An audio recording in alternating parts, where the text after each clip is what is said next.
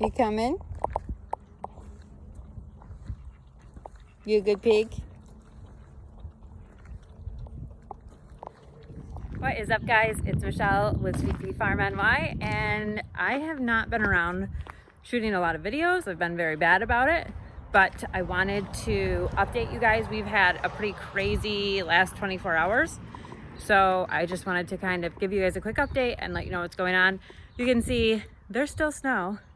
It's melting. It has been beautiful weather. We've had 60 degrees and sunny for several days, but we are going to get back down to like 30s and 40s over the weekend. So I'm just trying to take it all in while I can. So let's go see what's been going on. With the recent melt, the chicken yard was like complete mud. So we only have like 6 or 7 hens anymore, and then there's the one that's like rogue out there. She never stays in the coop.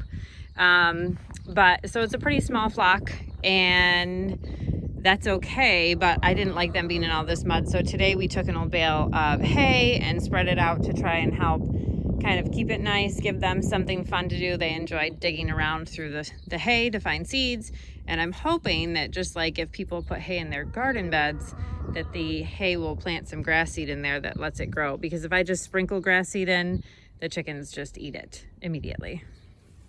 The lambs are all growing well. Everybody is kind of splayed out because it's warmer than usual, so they're not really acclimated.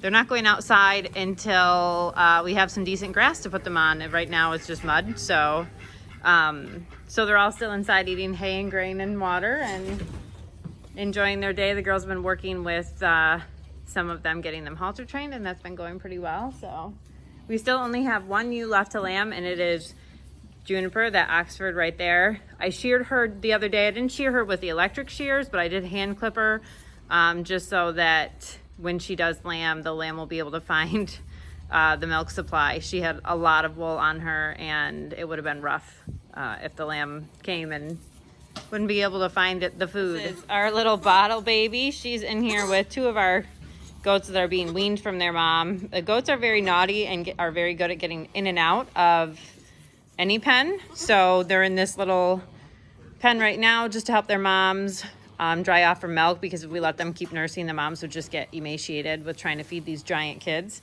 And this is the little bottle baby that she's just getting a couple bottles a day now because she is eating grain and hay. She's, let's see, she was born on February 15th. So she's a little over a month old now. So Hermione moved into the barn today. She's in a stall by herself as she's bred, and her first possible due date is Friday, and she's looking pretty big. And with those colder temps coming back, I didn't want to leave her outside to farrow in one of the huts outside. So she's in here where I can keep a close eye on her, and she can have her babies. And she's just kind of being lazy and pregnant. I don't blame her.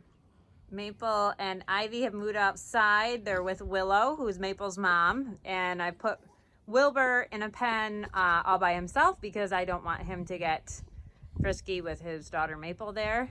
But as you can see, Ivy and Maple are best friends. So over the past couple weeks, we have sold some animals. We had retained 4 piglets from the first 2 litters that Willow and Hermione had.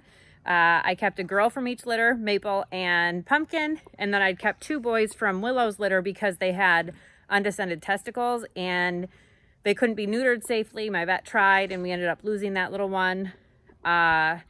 So we ended up keeping them with an intention to raise for meat. I sold those 2 because I just didn't want to continue to have them taking up the space that it would need. They take a long time to raise up for meat, more like 12 to 15 months instead of the 6 to 9 months that a commercial hog would take. So I sold those 2.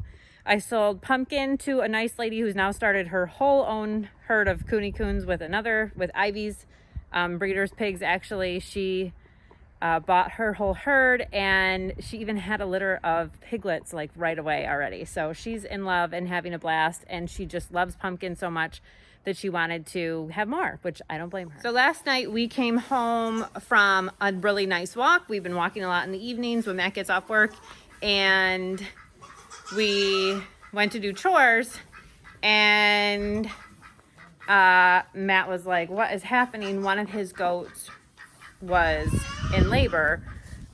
We thought we were done with kidding, so obviously something happened and we were not done with kidding. And not only was she in labor, but the baby was like minuscule. It was like 1.5 pounds big. You could tell it was underdeveloped just by looking at it. Its ears were bare of hair. It didn't have any fur on its ears, and its eyes weren't open at all, which made us believe that it was more than a week premature. Unfortunately, she then laid down and pushed out a second premature baby, both beautiful bucklings. One was solid black and one was black dapple. The first one that was born, the black dapple one, was breathing. He just wasn't opening his eyes or standing. He was extremely floppy. I was in contact with my amazing vet who answers my text messages at 9:30 at night. And I did what she recommended. I tubed him some colostrum. We had him warmed up. We brought him in the house. We gave him some steroids. Unfortunately, he did not make it through the night. When I checked on him at 2 o'clock in the morning, he had passed on. So we knew that his lungs probably were not developed well enough to support his oxygen levels that he needed. His brother was born with a heartbeat, but it faded quickly after birth and he passed away. He never took a breath. So that was kind of a rough evening. Now I'm a little nervous because anytime you have a situation like that where there's premature labor or an abortion or something like that, they generally have a reason. So I don't know if it's a nutrition problem with the goat. If she's like, we group feed, obviously we don't individually feed our animals like dogs. So if she's at the bottom of the pecking order, is she getting pushed out? Now we haven't noticed that happening, but we need to pay more attention maybe. I don't think that's the case because we definitely have plenty of headspace for them all to get in and have an adequate amount of food. But that could be an issue, or there could be some bacterial issue, or it could just be a fluke. So now we'll just have to be watching them vigilantly and making sure that if there's any other strange signs, if something else happens, we'll definitely have to send it in for testing. Usually with the first one, you hope and pray that it's a fluke. If it happens again, then that's when you start sending stuff into the lab to see what's going on so that you don't have a crap storm. So hopefully that's not the case. It's pretty heartbreaking. They were super sweet and we had hoped that we could try to help the little Premie pull through, but it just wasn't in the cards. He just wasn't able to make it. So we're just going to be vigilant with the rest of the goats now, because that means that there's a couple others that could be in a motherly way as well, in which case we have to watch really vigilantly and make sure that no one is being rough. And I think tonight Matt and I are going to separate out any of the does that are a year older that had been with the buck that did not kid already. We're just going to separate them out into their own pen to make sure that there's no other issues and just keep a close eye on them. So here we are in the garden. It is almost completely free of snow. There's still a little bit over there. So you can see, like, this is the snow that fell off the barn. We still have snow in places. It's just not super bad. So the garden beds have melted. The in-ground beds are not cleared out completely, but they will be. My little apple trees are budding, so I'm super excited for that. So this year the hope is that we will put in a few more of the raised beds. The beds that I have do a great job growing the vegetables that I need, but I really want to get more flowers planted. So that's the hope. We're putting a gate in there because that's where we're going to build up some subsoil and put the kids' new playground and trampoline so they can be playing while I'm working over here. And the in-ground beds on the hill here is usually where I plant pumpkins and squashes. And those are my raspberry canes over there. And I'm hopeful, oh, windy. I'm hopeful that I can get some more beds ready so that I can get a bunch of flowers. I have a ton of gladiola bulbs coming. Watching some of these other YouTubers is kind of enabling, and they give you great ideas. So Nicole over at Flower Hill Farm, who's in the same zone that I am. She's actually only like 45 minutes from our town. She was talking about gladiolas. I've always loved gladiolas. So I ended up ordering like 500 gladiola bulbs. So I'm hoping that I can I probably won't plant all 500 back here. I'm probably going to share some with my mom and my sister, but I'm excited for them to come, and I'm excited for tons and tons of flowers in the garden this year. And yesterday, little Eva Rosie helped me assemble this little greenhouse that Matt had bought me for my birthday.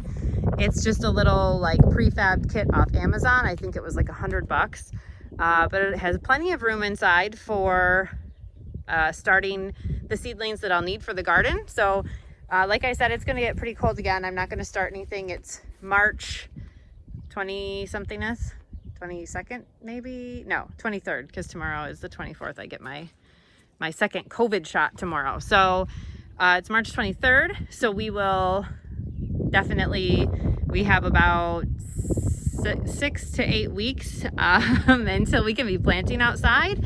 So I probably won't be starting anything out here for a couple weeks. And hopefully the temperatures will be rising. So that is it, guys, for my little end of March update. Like I said, we still have the one ewe that has to lamb sometime between now and Easter, which is April 4th. And we're going to be keeping a close eye on the goats, and Hermione is due anytime after Friday. So we'll have more baby content, hopefully piglet content very soon. And obviously lots of garden stuff coming up. So thank you guys so much for hanging out with me. We go live every Wednesday at 6 p.m. Eastern Standard Time. So if you want to come and hang out and chat, we love that. The more the merrier. We're always excited to hang out with people live and get to have a conversation. It's so much fun to have the interaction. And I hope you have a great rest of your day, guys. Thanks so much for hanging out with me.